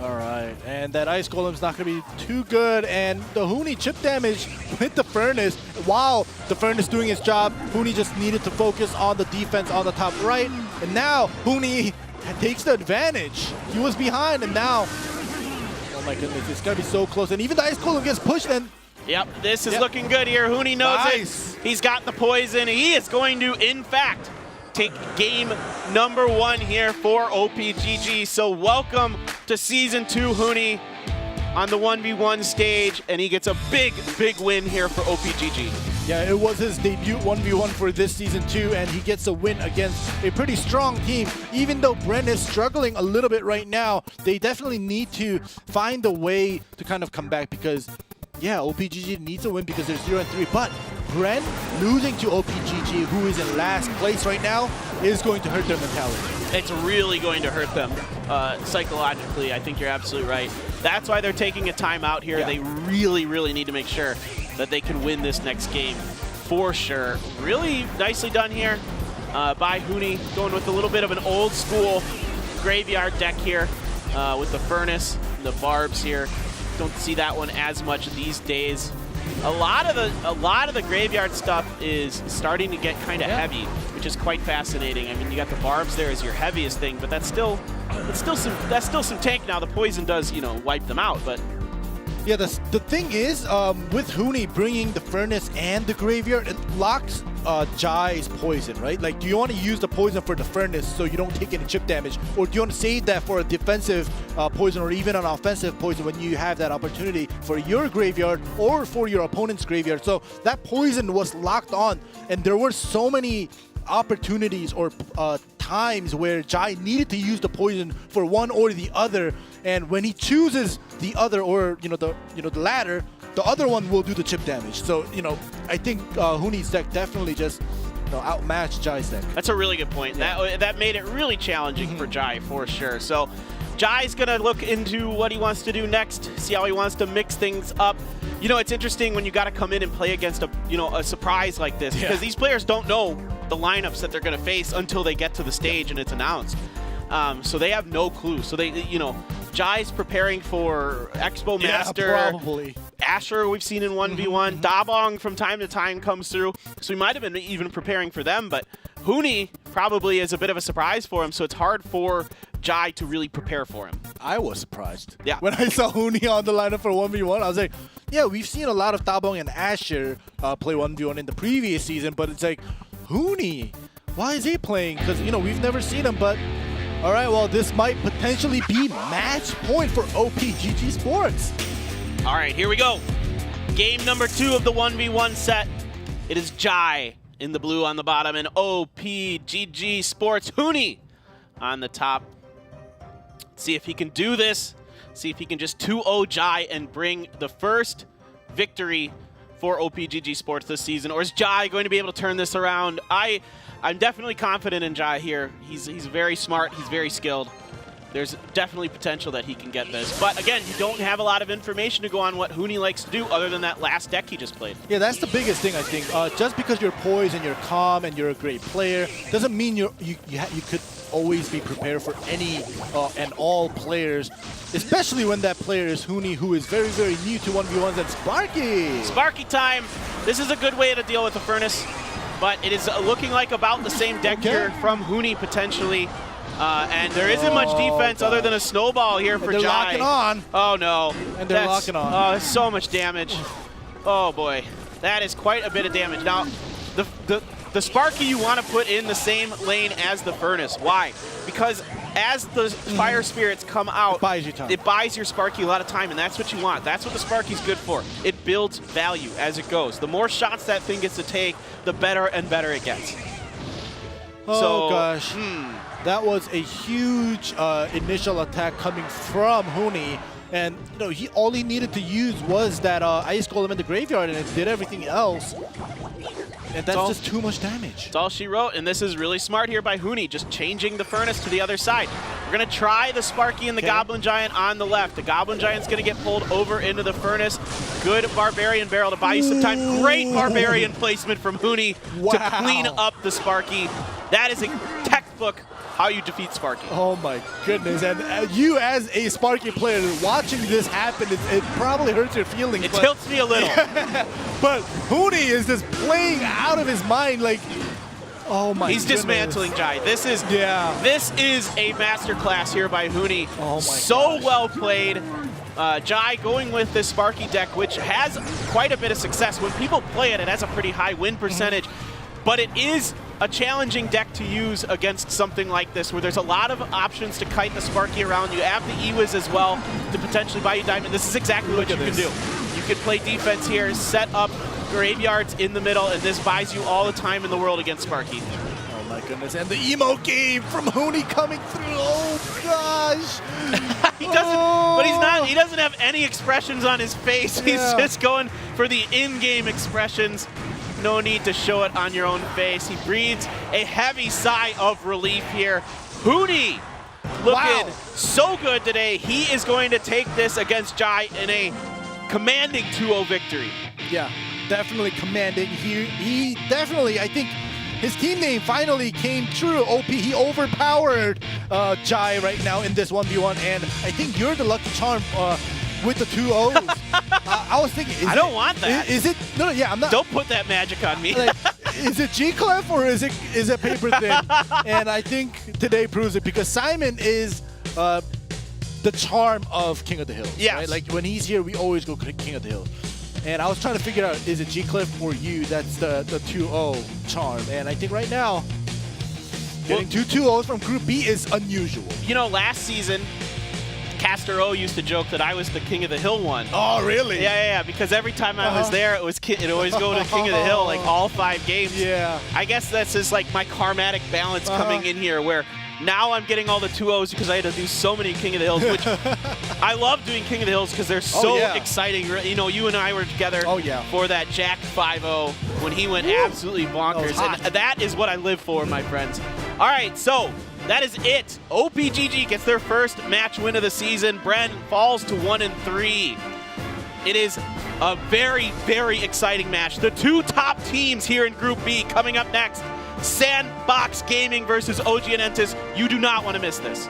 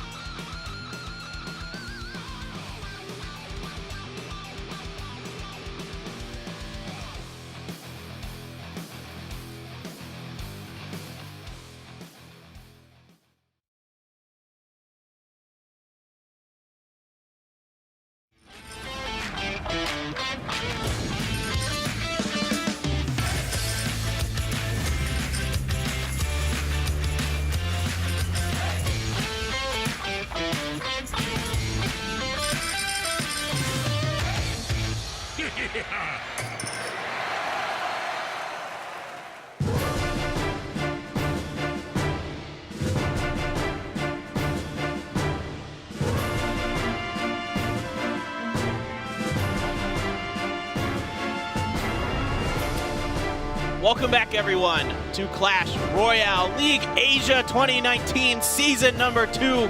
We're on the last match of Week 4, Day 1.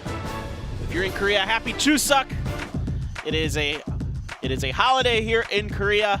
The Clash Royale marches on, and we have the highlight match of the day here ending Sandbox Gaming against OGN Entis. Yep, you do see Sandbox on your screen, and the reason why Paperthin is saying this is the highlight game of the day is because these two teams, unlike Season 1 or unlike the previous season, they are the number 1 and number 2 teams currently after playing 3 games so far, and OGN Entis undefeated so far in their matches. So they're 3-0. In Group A, Kix was 3-0. Finally, they get their first loss. Will OGN Entis be able to keep their clean record, or will they get their first loss today? I am really excited to see this. I can't wait to see what the 1v1 matchup is going to be. Yeah. OGN Entis bringing Victor, TNT, Thunder, Dandelion, and One Crown here. These guys have really did exactly what FOB Gaming did. They went back to the drawing board. They started figuring out. They kept the same roster, and they're able to get things going here. And there you can see TNT looking very excited. Yep, he always looks excited. He is the most excited on the team. He's ready to go. Yeah. He's very good, though. He's played very, very well this season for OGN Entis. Yeah, he's also done a 3-0 sweep on King of the Hill as well. So yeah, he's definitely not faltering like Expo Master is, and this is the entry. Greet Shin2. So these two guys, they didn't play 2v2 this season yet. It's been Connie and Sato on the 2v2. For Sandbox, I think they're gonna try to bring in a new pair to see how it works out. Yeah, it's been kind of a mixed bag for Sato and Connie, so we're gonna switch it up just a little bit here. I mean, Sato used to be the 1v1 player for Sandbox, and he actually played pretty well last season, but now they've got Icelaw, who is dominating. He's like, as you said before the cast, the Pedro of Group B, or maybe Pedro is the Icelaw of Group A. Maybe. You know, either way, vice versa. But he's same going difference against Dandelion. Yeah. We better be ready for some potential Royal Recruits action. Oh my goodness. Because Dandelion's the only player in the world that I can think played. of. Like I'm sure somebody in He's China's played it done multiple times. Yeah, I'm like on an actual CRL stage. This guy is really good at it. So yeah, let's. Oh, it's Dandelion fighting. Yeah. Let's go. With 3 hearts. Is that his mom? I'm assuming. That's Possibly. his mom. Possibly. Yeah. Most likely. And great to see the support from the friends and family here at the OGN Esports Stadium. Come on down and watch. We had a couple foreign fans come down today. Yeah. That was super cool. So if you came down here and you're listening, thank you so much for coming down. We really appreciate the support, guys. It's really cool to see this like global league kind of start to spread and gain some popularity. So the sad thing is, if they're on there in the live audience stage, they could only hear the Korean casters. I told them I gave them the YouTube link. Yeah, so they have to listen through the YouTube link with the earphones in and watch the action in front of them. So you know it's gonna be back and forth. But yeah, now we have Greed and Shin2. Greed also joining Sandbox last season. He came in as like potentially the 1v1 because I remember when he first came in, he played like 2 to 3 1v1s and then he moved on to the 2v2 and only King of the Hills. So we'll see how he does in the 2v2s. Really excited to see this. You know, one thing, I know a lot of people like to hear like kind of behind the scenes tidbits and that kind of thing. When I came in to the studio this morning, down in the lobby, Sandbox was down there. And actually, Icelaw was roughhousing a little bit with the other players. Like, they were not mad at each other at all, but they were having fun. You know, this is a team that, like, you know, this guy comes to Korea. He's brand new to the country. He's already gelling with his teammates, and they're really, like, getting along and having fun. So I really like what I'm seeing out of Sandbox. That positive attitude is a big deal, but now they've got a big challenge coming up in front of them. It is going to be Thunder and One Crown for OGN Entis versus Greed and Shin2 for Sandbox. Yeah, Sandbox has Icelaw for that emotional and exciting support. OGN Entis has TNT, who is always very excited. so to support them in the back. There's a picture of him in the dictionary next to the word excited. Yeah. But anyways, we do have, we didn't even talk about, we do have the Royal Giant Band and the Tornado Band. So, you know, you guys can see that for yourselves. Giant Skeleton's crossing, and they're going to allow it. That's gonna get it. Whoa! Yeah, and you saw Greed put up the hand. I think he was saying it was Shin2's job to kind of take that away, but didn't happen. It was his. I think it was potentially his responsibility. Maybe a little late on that E-Wiz, because if that E-Wiz is a little sooner there, you can zap the Giant Skeleton before it gets into tower range or death damage range. Yeah. All right, here we go. Push this time coming here from Sandbox. A little bit of damage coming through here with the Graveyard. Yeah, defensive poison to get, defense against that Graveyard perfectly. However, the Baby Dragon locked onto the Princess Tower from Sandbox Gaming, so it did do a lot of damage to OG and Entis. So, you know, it's not even, but still, the death damage was just too big. Yeah, the death damage is just insane. It's like 900 some odd damage. Oh my goodness, if that Magic Archer shot the Fisherman, I think it would have procced the King Tower. Oh, that's a good point. Yeah, You have to be really careful. Yeah. With that Fisherman, he can get wily, man. He wants to pull everything into him, doesn't matter who you are.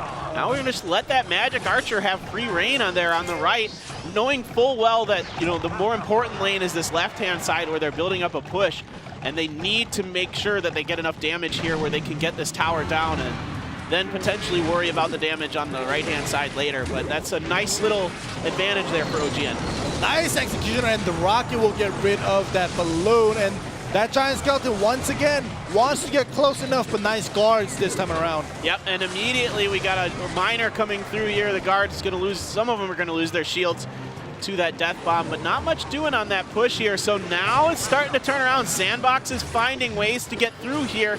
Got the Lumberjack and the Mega Minion on the bridge. Snowball comes in to deal with the bats. Miner on the bottom-hand side, and an E-Wiz to distract him. It's going to change his targets. Yeah, it's definitely evening up, like you said, Paper, and there we go. Once again, Sandbox just playing it super, super aggressive. And the mini P.E.K.K.A. at least from OGN is doing work, getting rid of that Giant Skeleton, not allowing it to even cross the bridge, but still, the Graveyard chip damage with the poison, with the small chip damages, I think Sandbox Gaming, as long as they continue, they might have this in the bag. The guards were not in the right place here, so now we're getting close to Rocket death range along with another spell here. So Sandbox has to be really, really careful. They need to find a way to get a push of their own going in here. There's the poison. They activate the King Tower because they know it's enough damage here. Here comes the Rocket. Now, can they get this push going in time? No! It will be OG and Entis who take game number 1. A big mistake there in the early game from Sandbox cost them that round. Yeah, think about having just 1,000 plus HP more on that Princess Tower. The Poison Rocket wouldn't have been valid at this time, and I think Sandbox could have had the small pushes that they've been doing to make it work. But that big miscommunication mistake happening early game, I think allowed OG and Entis to take game 1 pretty easily. Yeah, it definitely feels like a bit of a miscommunication, and this is their first time playing 2v2s together this season, so, definitely you can see that he needed to be just a little bit further ahead, because after he gets that zap a split second earlier, then that Giant Skeleton doesn't take that extra step forward, and he doesn't get the death damage. Exactly, and right now you do see the highlight, and you see Sandbox using the offensive freeze, trying to get the most out of the Lava Hound and the Puffs and the Miner. That's how they caught up to OGN, even though they did take that initial death damage. So it was close enough, and that's what I'm saying. Like if they hadn't taken that death damage, I think Sandbox had the opportunity to take that game 1. But we'll see what happens in game 2. But as long as those small mistakes constantly happen for Sandbox, there's no chance. Yeah, you can't make many mistakes in competitive Clash Royale. You just cannot. You have to be flawless to defeat your opponent, and then you have to outsmart them a lot of the time because these players are so adaptive. They're so good at changing what they're doing on the fly, changing their cycles and rotations. See if they can change it up here for Sandbox. Game number 2, trying to avoid losing this set here, but we don't see... 2v2s so rarely are just like a 2-0. They're almost always, because these teams are so good at adapting and changing up. All right, so again, it's going to be the Miner and the Bats here. One Bat does get a couple couple pecks in there, but now, ooh, the Royal Hogs here for Sandbox. A little bit of a change-up. Okay, so we're going to do a split Royal Hog coming here for the chip damage. And right now, it may seem like nothing, but it definitely, you know, when the chip damage adds up, it's going to matter, especially when it goes down to the sudden death. Well, and here's what I think Sandbox noticed in that previous match was that there were no defensive buildings being used by OG and Entis. So you want to take these Royal Hogs in because without a building available, you can really get a lot of value on them. Exactly, and right now the Princess Tower locking onto the Giant Skeleton, just buying a little bit more time for that Miner to get a couple more shovel damage, and in the meantime, the Magic Archer on the right side gets a couple shots as well, and the staggered Miner. Yeah, these Miners, good Fisherman pull there. It's gonna get that Miner off there, but the Miner pressure is very strong here from OG and Entis, doing a great job with that Ice Spirit and the Bats to keep the P.E.K.K.A. Keep it away from anything. Yeah. Really good job there. All right, so right now, you know, we are seeing a lot of Royal Hog chip damage coming from Sandbox. OG and Entis is just using the Magic Archer and the Miner stagger for the chip damage as well. So right now, it's pretty evened up. You know, nothing crazy big, like huge, heavy pushes happen yet. So, you know, when it goes down to the double elixir time, we're going to see some split pushes happening as well. There is an Inferno Tower here, though, so that's a bit of a surprise now. Waiting for a bit to reveal this, but the E-Wiz does connect to it, so that's going to buy a little extra time for that last Hog to come in and get a few chomps down onto that top right Princess Tower. Well, it's really interesting that OG and Entis waited that long to reveal that Inferno Tower. Yeah, it's not like a critical building tower, to be honest, but they did. I guess they were willing to take some chip damage. Oh no! Oh gosh. Boy! Oh no! Boom. Oh no! Oh, and again, another death damage here. They've got to find a way to make this push work. There's only 30 seconds left. Inferno Tower is down. Ice Spirit's going to come in here as well. The Executioner perfectly lined up to hit all those Royal Hogs. And this looks to be another GG here for Sandbox. Once again, that Fisherman, he is strong, but he can really cause some problems. All right, well, Sandbox, they're switching up the lanes to the left side after seeing that mini P.E.K.K.A. being put down with the Executioner, and it's close.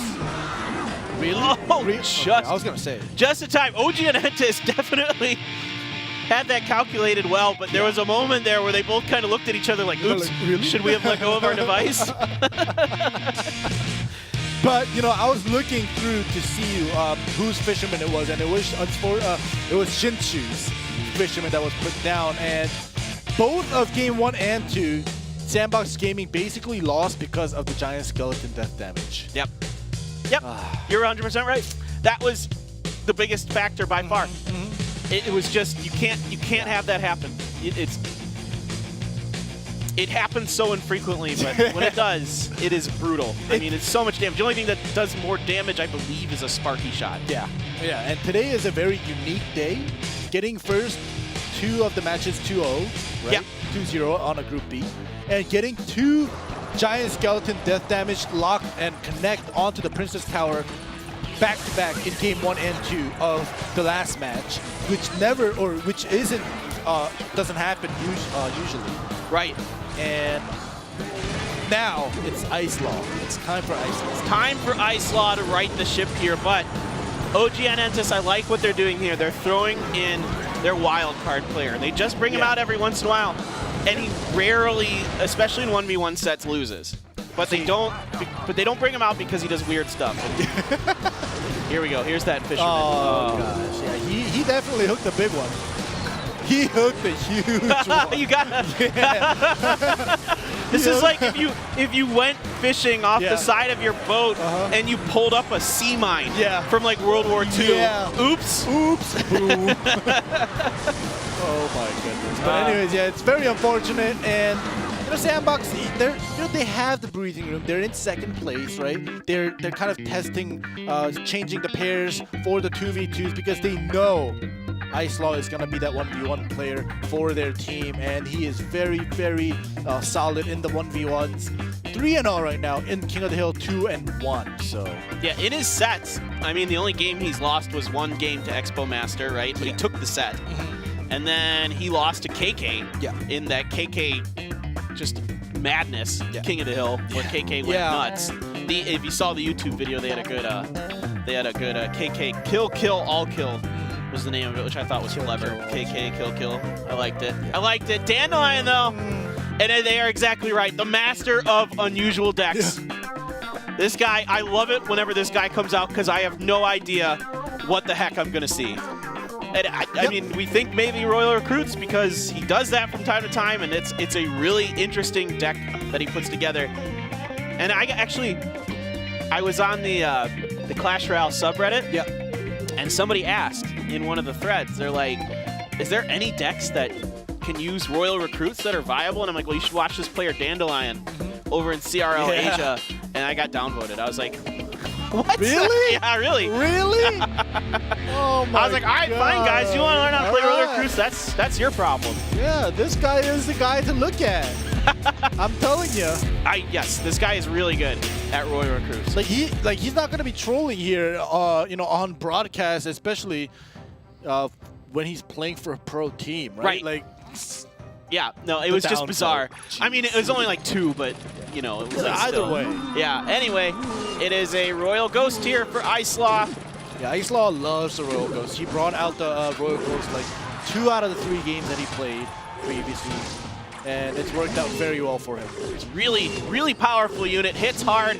They did buff its AoE range a little bit recently, and has quite a few hit points. So Fisherman down here for Icelaw. Deal with the guards and the Baby Dragon. And a Zap there is going to allow that Baby Dragon to get a belch. All right. There you go. Fisherman in the back as well. Musketeer. Nothing huge happening there. What? All right. And it's Icelaw doing it. Icelaw. And it's Icelaw using Dandelion's medicine against him. Can Dandelion defend this well? This is fascinating. This is absolutely fascinating. Oh my goodness. That Royal Ghost is going to get a couple big hits here, as well as a poke from the Royal Recruits. Love the response here from Dandelion. Yeah. Wow. Wow. The last thing that's probably on Dandelion's mind is that his opponent is going to use the Royal Recruits. I wonder what wow that was. Like, was that a wow, you used mine, my Royal Recruits, or is it like, wow, you're going to copy me?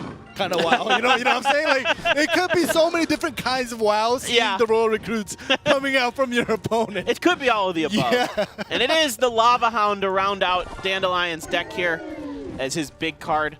And we get the recruits coming in here. And the Royal Ghost in the front. Oh my god, I know, it's so smart. You get that Royal Ghost in the front, it can tank up, gets pulled, isn't going to activate the King Tower or anything. You got the guards there to buy you a little bit of time, but now you got a lot of recruits coming in and really wailing away on that top left tower. And even the miner, it was a little bit late. I think he was waiting, or he was trying to defend against the Lava Hound and didn't even activate the King Tower. And I think what's really fascinating about this is that this might kind of bait Dandelion into playing the Royal Recruits like next game. Like if Dandelion's kind of one of those players who kind of has a hot head, as a bit of a, you did this to me, well, I'm going to turn this against you. Yeah. And then you prepare for it. Yeah, exactly. Is that tower? Oh, it's going down. Goodbye. There it is. Finally, the poison ticks it down. Now, Dandelion is going to try one more push here. He has about 15 seconds left to make this go. Miner is in here to try to help finish up the Musketeer. It does. Royal Ghost is on the Miner. The Bats are here as well. Icelaw looks pretty confident about this win now, and this is a GG. Dandelion, I don't know if you caught it, but on camera, he looks really, really extremely tilted. Losing to Royal Recruits, especially when he was the one who first brought it out in Clash Royale League Asia. Yeah. And oh my goodness, I wonder what he's going to do. He might be one of those hot-headed players like that you were talking about. He's like, all right, you're going to use that, I'm going to use that. Right. And if that happens, I'm pretty sure that Icelaw is prepped. Like, you can't use your own strategy against me. I think, I don't know, if that's like maybe the Korean players, these guys all kind of know each other and talk to each other. If they told Icelaw, they gave him like a psychology report on what they think Dandelion is like.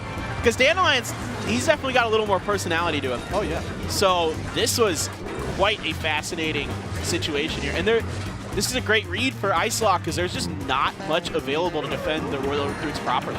And the funny thing is, yeah, sorry. No, go ahead. But the funny thing is, like, we saw the Baby Dragon, the Lava Hound, and the Infernal Dragon cross the bridge, and what I remember is Ice-Law only had the Musketeer and the Bats and the Poison and the Giant Snowball. But either way, only the Musketeer and the Bats to defend against so many strong, heavy, air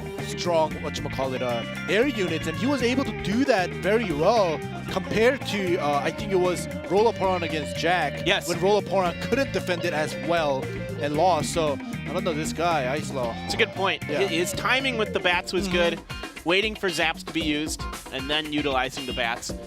Really nicely done here by Ice-Law. And yeah, the Dandelion definitely looks a little perplexed there. I mean, he's provoked. It's crazy. You would never think in a million years. It never even crossed my mind that Ice-Law would bring the recruits himself. Never in a million years did that cross my mind. Goodness. Love it. Love it from Ice-Law. This guy is so good. He's so talented. He's so smart. Awesome, awesome stuff. Now we're going to wait it out just a little bit here. Yeah. See if anyone wants to throw anything out, a spell or maybe something cheap. Oh, I have a feeling the Dandelion brought the recruits. Dude, oh my goodness. I don't know. I don't know. Hopefully somebody, we didn't have a timeout, so he wasn't able to talk to his coach. Yeah. So this is kind of, you know. Like on the fly kind of thing, if you did bring it out. Right, and this already, bit of a misstep here because that Baby Dragon is not in tower range. Nope. Skeleton Barrel. Yeah, okay. There's potential. There's potential here that this is, well, maybe not now. Okay, yeah. Not anymore. I don't know. I don't really know what Dandelion wants to do. Like, his brain is all over the place with the decks he comes up with. So, a Witch, you can see it in a couple different decks, like Golems and some other things. From time to time, I've seen it in, like, clone decks. So there's a few different possibilities here. I've even seen, like, Lava Hound Witch clone.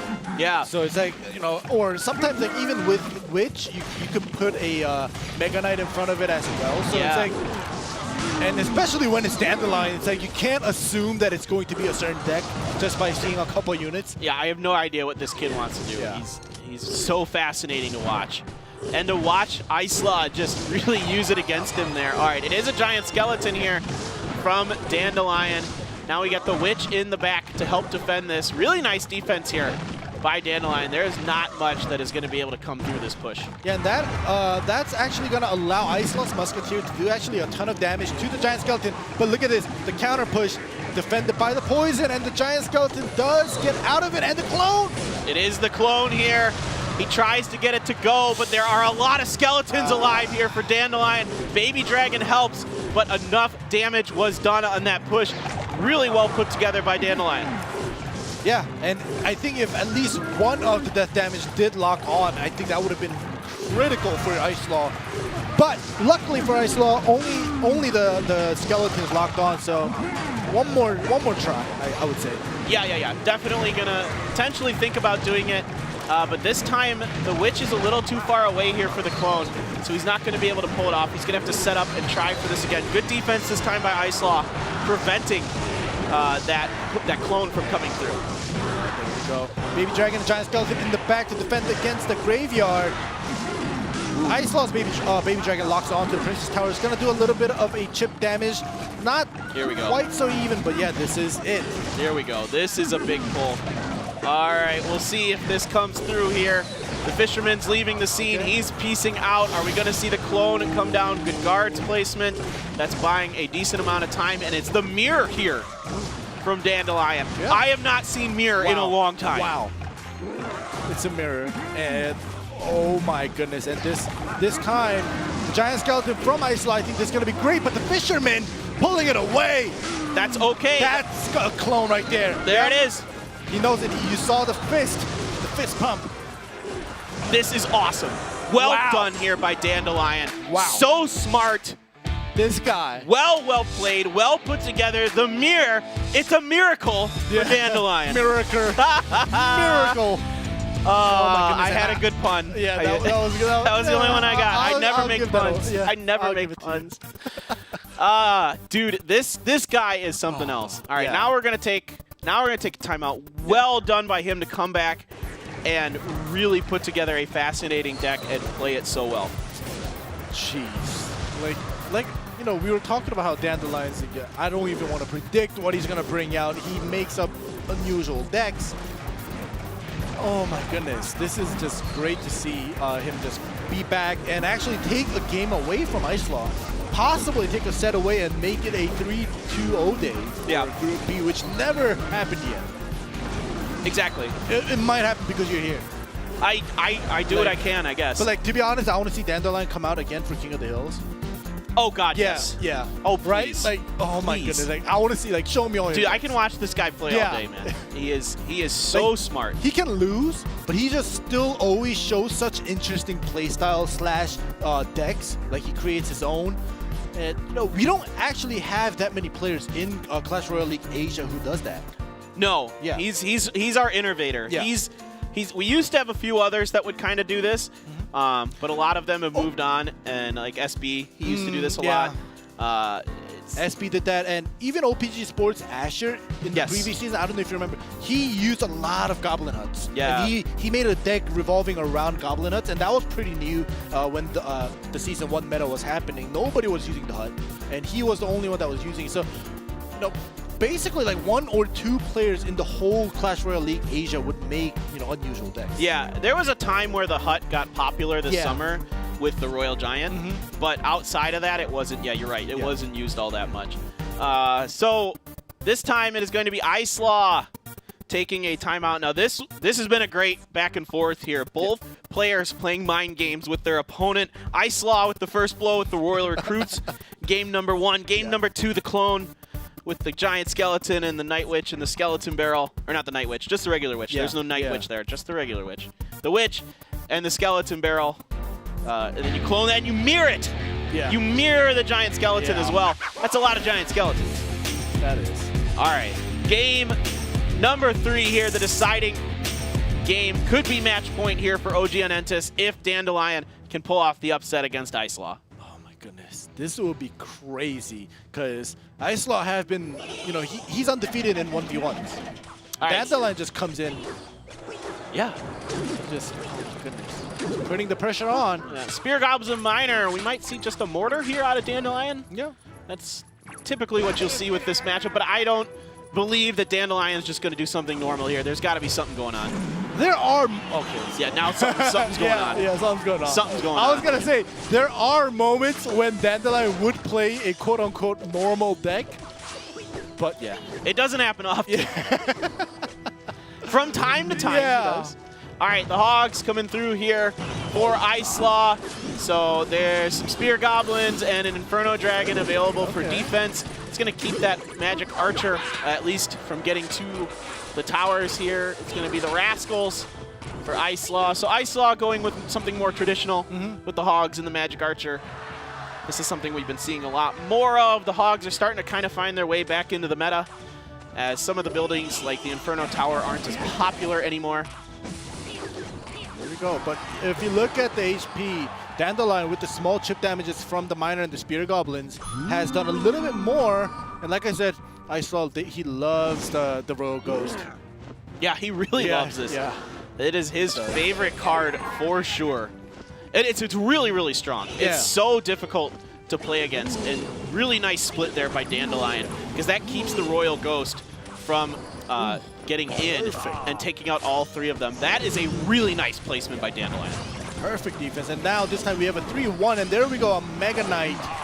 So yeah, seeing the Skull Barrel, I was like, all right, possibly a Mega Knight, because you usually place it with that. Especially when you get Goblin Gang in there. Exactly. I have the exact same deck that Dandelion plays, except I still use the Zap for the Giant Snowball. Ah, okay. Yeah, that's about it. The Skeleton this is Barrel, exactly my deck. Skeleton Barrel is a really interesting card. If you can get it to work, it's pretty scary. And a few spears coming through there from that Spear Goblin. We're just going to bridge spam the Skeleton Barrel, forced to use the Goblin Cage. But Goblin Cage is not ideal. It does set you up for the Magic Archer, though. But if it's just a Goblin Cage against the Skeleton Barrel, it's not like your favorite thing. It's not the worst thing. There we go. Defensive miner here plays for that Royal Ghost, being a nuisance, but look at this counter push coming through with the Skull Barrel, Bats, and the Infernal Dragon. Probably going to get rid of that Rascal Boy real quick. Nicely done here. This is looking pretty even, though. It's just a slight advantage for Dandelion right now as we get ready for our sudden death overtime situation here. There's a pretty big push coming in here from Ice Law. Oh, wait. Did you just see that? The fisherman pulled him in the air. Pulled the Mega Knight in the air, and the jump damage didn't happen onto that Goblin Cage. Well, Dandelion was throwing up his hands for some reason. I wasn't sure if there was a technical issue there or what's going on here. The match continues on regardless. Not sure if Dandelion was just so surprised by that that he just, threw his hands up there. All right, got a big push coming in here. Now that Mega Knight is getting chewed up pretty nicely. The Snowball is going to finish off the Skeletons from the Skeleton Barrel, getting a few more swipes in with this Miner. So right now, this is still advantage Dandelion. He just needs to keep the pressure on, and he can do this. 2 more minutes about remaining here. Good split. Look at how he does this with these Spear Goblins. Everybody at home, pay attention. That is how you kite a Royal Ghost with Spear Goblins. Exactly. And if you notice that while that Mega Knight push on the bottom right was happening, the Miner did a ton of damage to the bottom left. 653 right now. So before a couple pushes happening, they were both pretty even. Maybe like Ice Law was like 300 HP lower, but now the difference is almost more than 1,000. So Dandelion just constantly split pushing, just not giving Ice Law any chance to attack. This is just crazy. He's playing so well right now. He's getting so much value out of these pushes. Now he's got some Hogs and a Magic Archer, though, and this is exactly it. The Mega Knight is so good against units like the Hogs. It does so much damage to them with that drop-in damage. And then it gets into the Magic Archer. Now, a couple beams do go through there into the tower here, so it's a lot closer than it looks. Great Fisherman placement is going to buy any more significant damage. Ooh, but good Snowball backs the Fisherman off. Here comes some Goblins. They're coming in, and Dandelion is going to do it. Wow. He takes down Ice Law. What a performance by him. What a turnaround after losing the first game. Yeah, he got tilted. And I guess he isn't the quote-unquote hot-headed type, not going to use Royal Recruits to get back at Ice Law, but he's going to get back at him by just beating him back-to-back. Really well done. Really well done here by Dan. He's like, I'm done for today. That's it. Going home. Gotta get a massage or something. He deserves it. Yeah, man. Yeah. We got some massage chairs upstairs. You can go hang out in those for a little while. He played so well. Wow. I am so impressed. I mean, to bring in that clone deck is gutsy. Yeah. We saw Yugi Art in Group A try something a little similar, and he got absolutely bopped for trying it. Yeah. And Dandelion here comes in with one of our strongest players so far this season, takes him down with that, and then follows it up with that Mega Knight Skeleton Barrel deck, which we see from time to time, but is definitely not a meta deck. Yeah, but I've seen it, and look at this. We have the red side. We have 5 Gaming, OPGG Sports, and OGNentis winning out. So now this is going to change things a little bit differently compared to Group A, whereas, Group A, there's no more teams with clean records. OGN will keep that clean record 4-0, and OPGG Sports, who was 0-3, finally get their first win, tying their match score up with Bren Esports and GameWith. I mean, you got to like what you're seeing out of OGNentis. Their 2v2s are great. They haven't lost a 2v2. They're 1v1s. They can either go to TNT or Dandelion. Yep. Both are crazy good. Dandelion's the guy you can throw in there against the player, against people who maybe you think you can get them off balance by playing stuff they're not comfortable against. And then I love what Ice Law did by playing something off balance. Oh, yeah. And it totally just threw Dandelion for a loop. Man, what a fun day. Yeah, it definitely was a fun day. And oh wow, and that actually, what I said actually happened. 3 2-0s for Group B. What is happening? Like, this never happened. And when I don't know, maybe it's just so hard to 2-0 somebody in Clash Royale League Asia. That's why. It just doesn't happen much. And Group B has been so tight and very close in balance, like you were talking about. That's the reason why we haven't gotten a lot of 2-0 days. And I think Dandelion just coming out, and today we saw a lot of changes. Like even from OPGG, we saw Expo Master go back onto that 2v2 with Dabong and Huni coming out. That change also helped out OPGG Sports as well. Yeah, 100%. All right, so just so you guys know, we don't have any more games this week because of the holiday here in Korea. We are off until next Thursday, September 19th at 7 p.m. Korean Standard Time. Same time as always. It'll be Group A, Talon and Chaos Theory, Ponos and Dragonex, Kicks and Detonation Gaming. Definitely stick around, and then we're back to it on Saturday and Sunday as well. Group B will be back on Saturday, and Group A will be Sunday once again.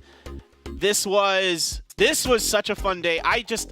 I love watching Dandelion play, man. Yeah. And Icelaw, too. I mean, both these players are incredible.